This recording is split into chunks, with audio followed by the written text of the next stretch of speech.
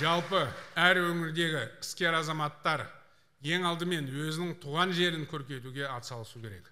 Біз қоғамда өзара жауапкершілік идеологиясын меценаттық қызметі дәріптеп беруімізге қажет. Бұның бәрі өркениетті қоғам құру үшін өте маңызды.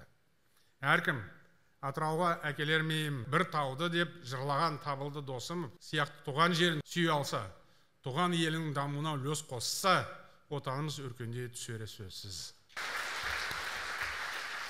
Батыс аймақтарға келгенде Алия, Мәншүк, Хиуаз сияқты қаһарман қыздарымыз туралы айтпау мүмкін емес.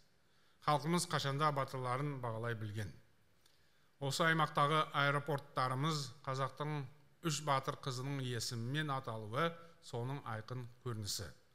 Ер есімі ел есінде деген сөз бар. Біз ұрпақтың санасы сергек болсын десек, ел үшін ерлік жасаған ұлт қыздарымыздың есімін есте сақтауымыз керек. Бұл мен үшін мызғымас ұстаным.